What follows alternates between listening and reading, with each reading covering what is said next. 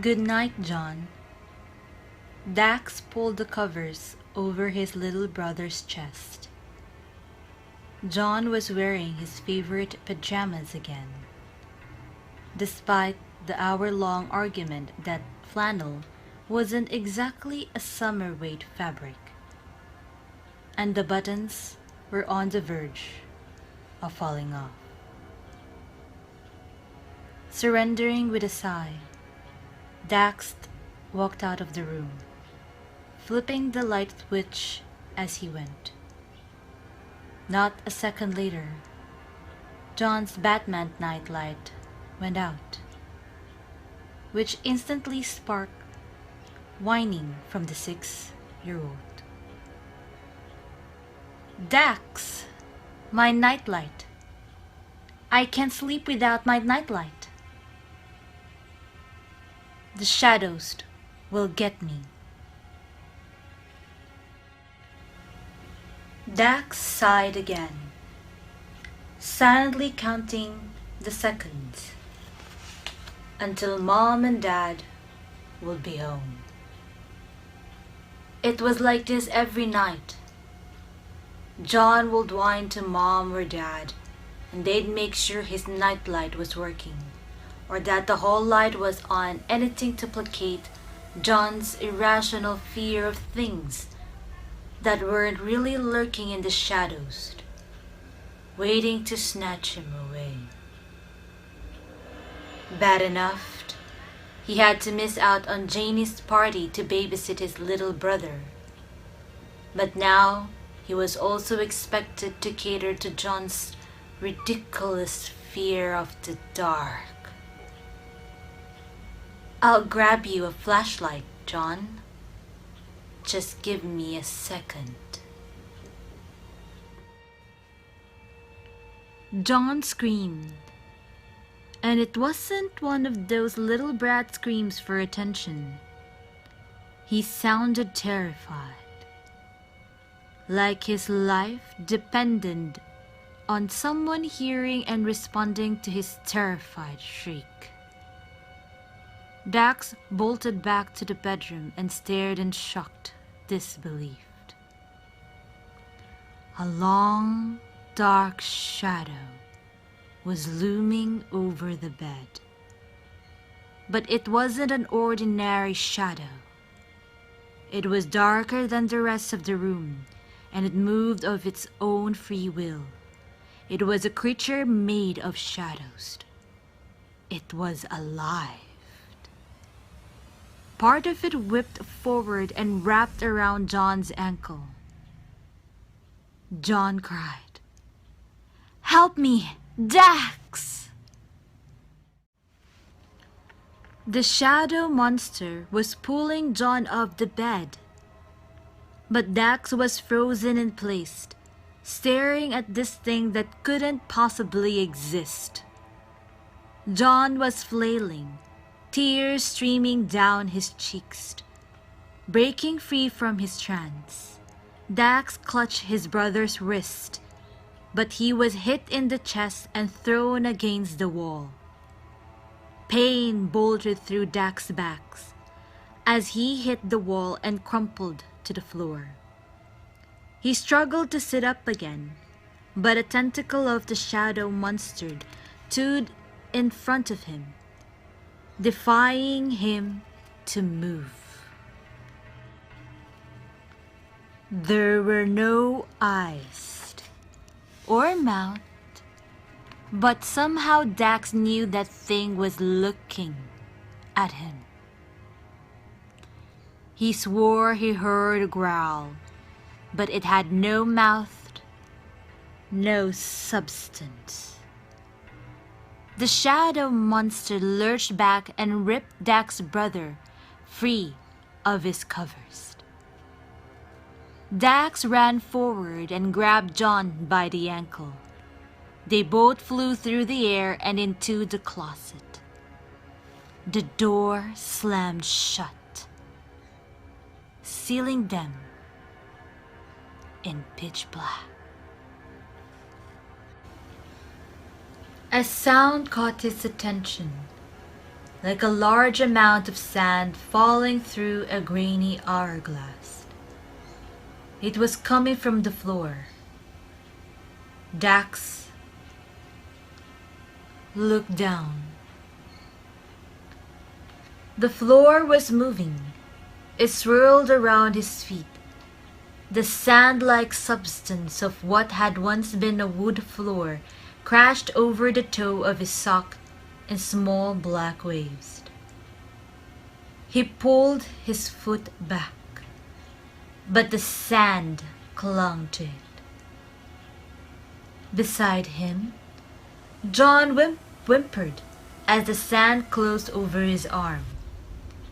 Dax brushed it away, but it seemed to have a life of its own. The sand covered him, and all he could do was lie there, feeling the weight of it curled around his feet, his ankles, his legs, knowing he was sinking into it. Whatever it was. It moved up to his torso, and he felt suffocated.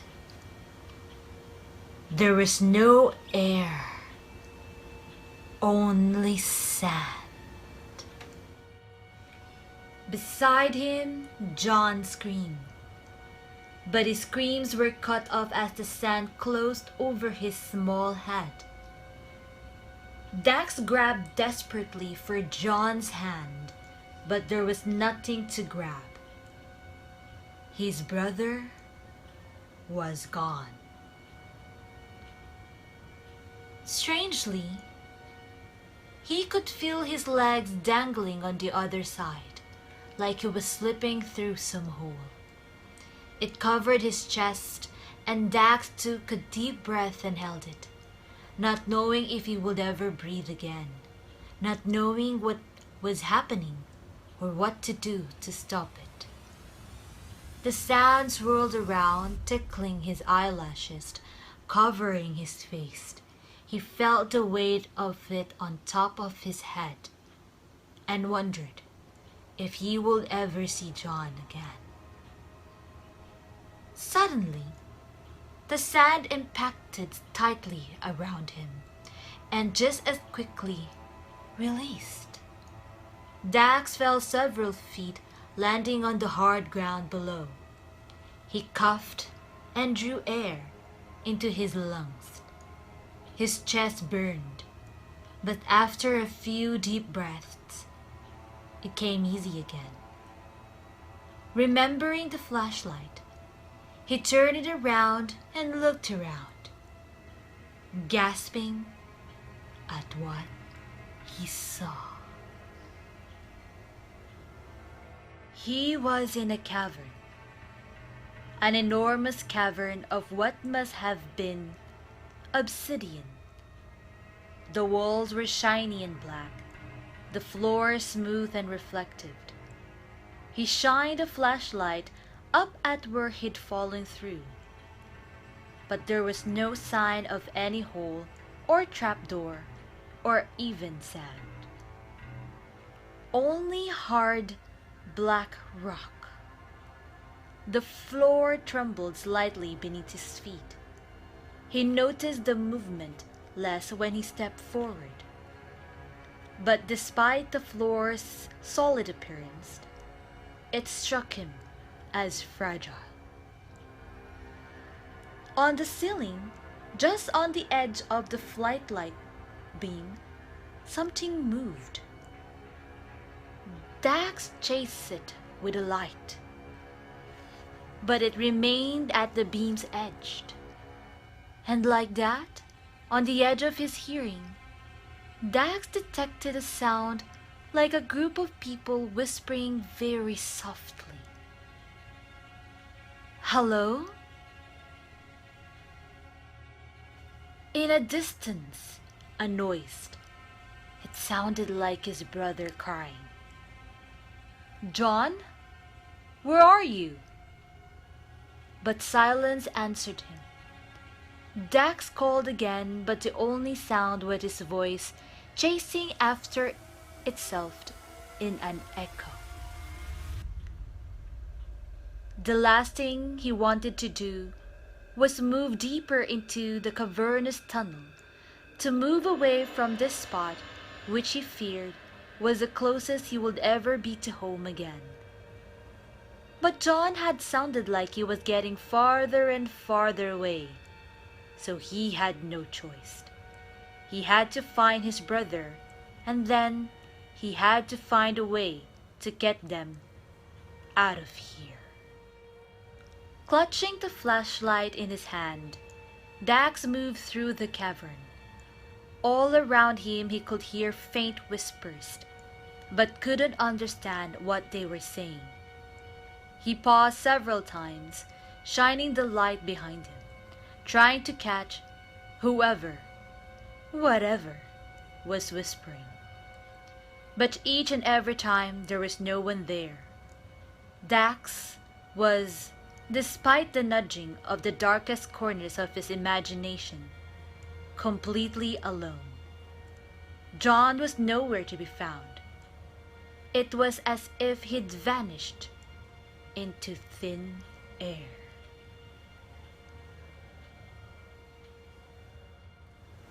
The large tunnel broke off into 3 smaller tunnels up ahead. Dax listened, but heard nothing that told him which one John might be down. He ran a frustrated hand through his hair, and he'd decided to take the middle tunnel. The whispering stopped and a new sound began. A small click as something hit the floor, then an even smaller noise, like something rolling several feet. He pointed his flashlight down, searching, sweeping the floor for any sign of movement. The sound ceased as whatever it was rattled to a stop, just in front of his feet. He bent down, focusing on the item with the light. In near disbelief, he plucked it from the ground, turning it over in his hand. A red, shiny button, just like the ones on John's pajamas. Dax stood, shining the flashlight on the tunnels again. John? He stepped forward, and just as he was about to enter the center tunnel, he saw movement with his peripheral vision. Taking a step back, he shined the light on the right tunnel entrance. At first, there was nothing, but after a moment, Dax thought he could hear a small whimper. He hurried down the right tunnel, clutching the button in his hand and calling out for his brother. Several yards in, the whispers returned, but though they were louder in the smaller space, Dax still couldn't determine where they were coming from or what they were saying.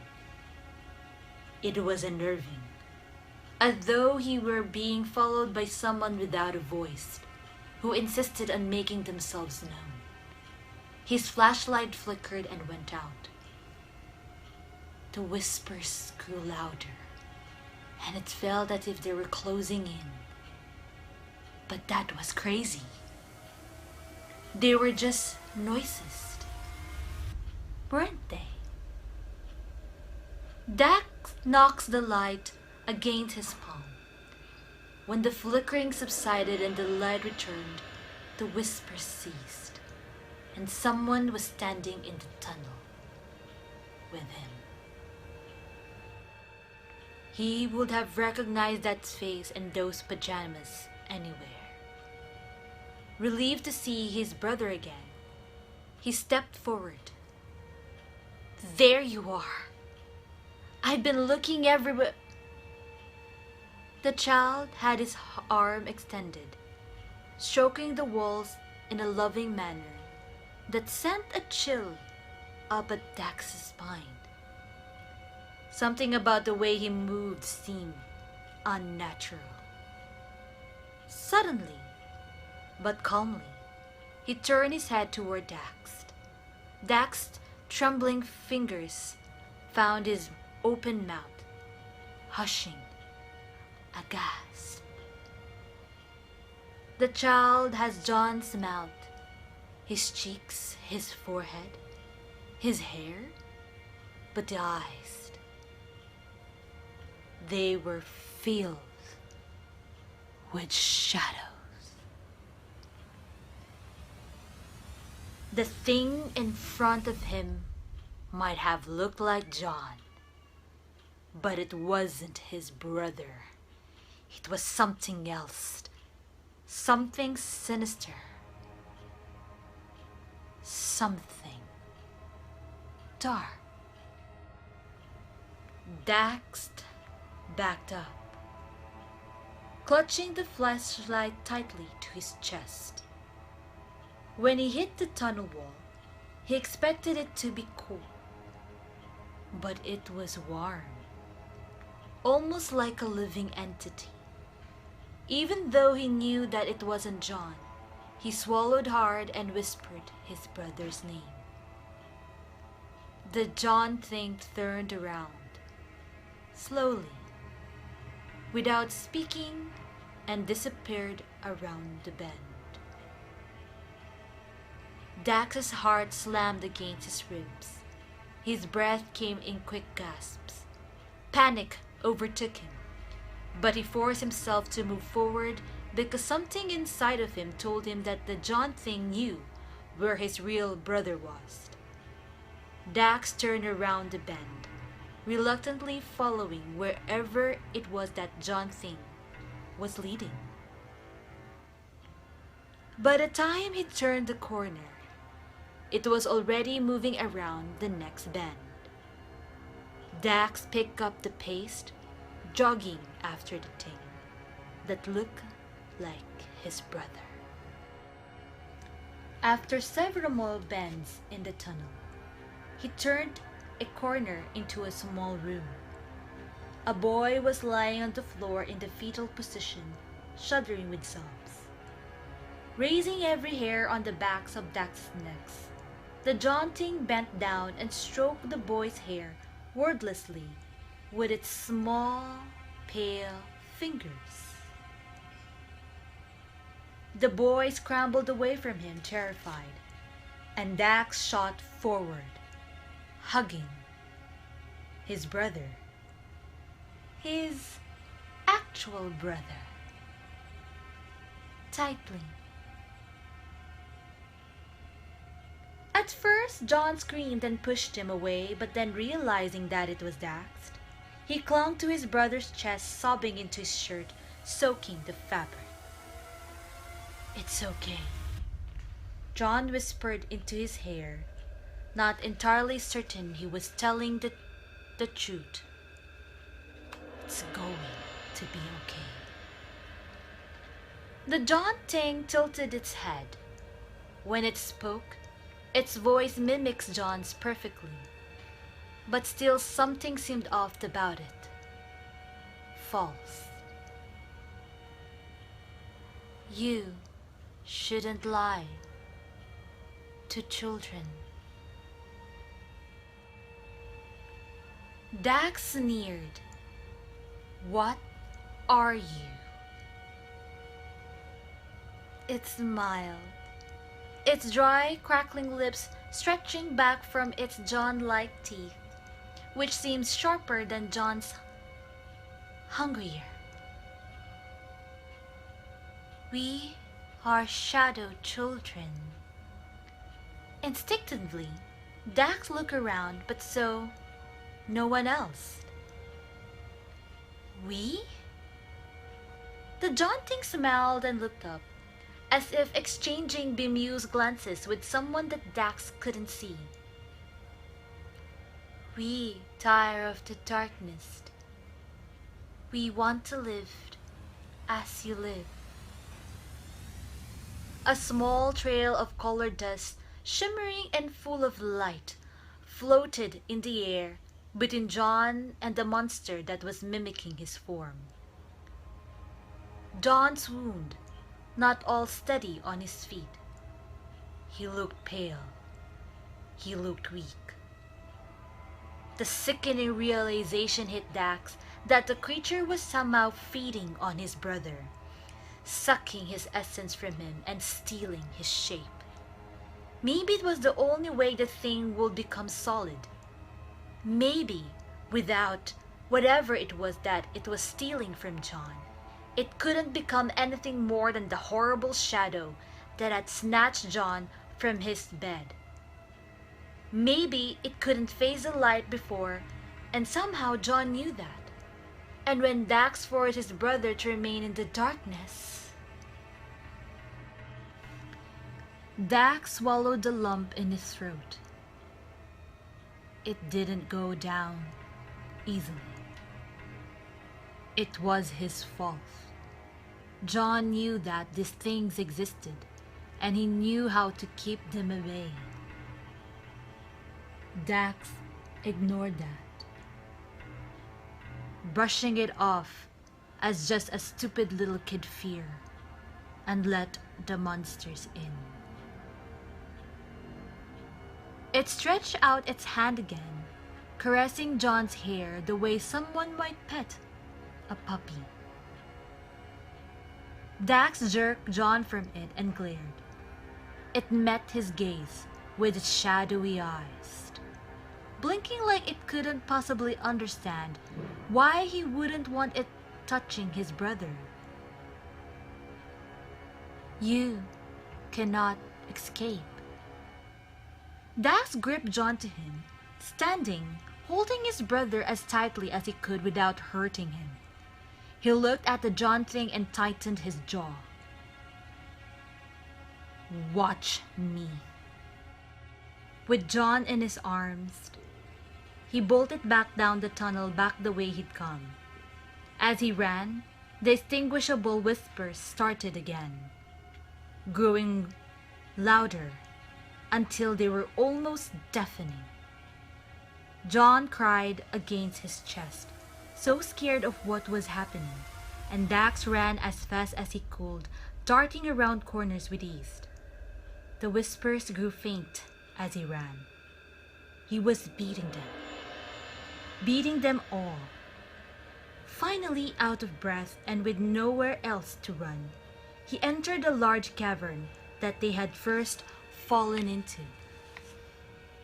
Dax sat John down on the ground, only then noticing the trail of shimmering dust still hung in the air, winding its way through the tunnels. Running from the John thing wasn't enough to sever that essence-stealing tie. His brother tugged at his sleeve, still trembling, but Dax was firm. Hold on, John. Let me figure this out. On the ceiling, just on the edge of the flashlight beam, something moved. Dax chased it with the light, but remained at the beam's edge just as before. Then suddenly, his ears were filled with thousand whispery, deafening sounds. He waved the flashlight around and terror filled him. Strange shadow creatures, like the monster that had grabbed John from his bed, peeled from the cave's ceilings, from its walls and floor. One flew dangerously close to Dax, and he ducked back, but not before seeing the image of a young girl's face reflected in its shadowy substance. The sight of it startled him. It wasn't just John that they were after. They flew from their place in the cave and swirled around the two boys, surrounding them completely, blocking any chance of escape. Each of the shadows wore the face of a child, some Dax knew personally. The John thing had said that they are tired of the darkness, that they wanted what Dax and John had, what everybody had. The creatures were going to make mirror forms of every kid on Earth. And then what? kill them all? Suck them dry of their essence, leaving them empty, hollow shells? Panic set in and Dax gasped for air. Layers and layers of the cave floor and walls peeled away until Dax could see what they were peeling away from. It wasn't a black rock. With horrified understanding, he realized that there was no cave. These creatures were the cave. Thousands, maybe millions, of shadow monsters out to replace the people of the world. Dak's heart raced. Beside him, John screamed as the shadows closed in. The floor shrank until there was only an island of shadow left. It trembled wildly beneath their feet. Dax whipped his flashlight around in desperation. On the low part of the cave ceiling, he saw a flash of color, something brown and familiar. He scooped John up in the air and said, "Hold on tight." One of the shadows whipped forward, snatching the flashlight from Dak's grip. It threw the light down, smashing it to bits, leaving them all in darkness.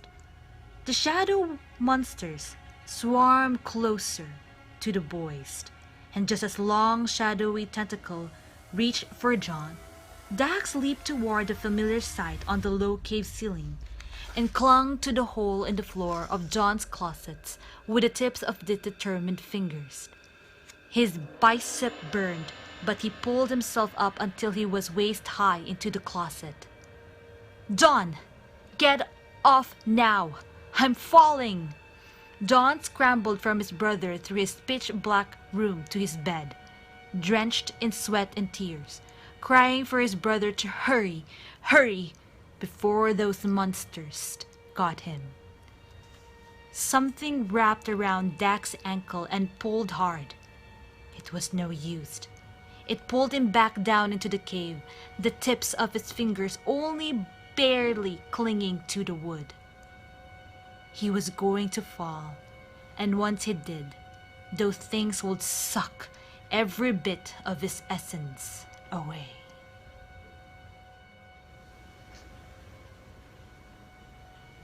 A beam of light suddenly shined down into the hole, and the creatures backed off.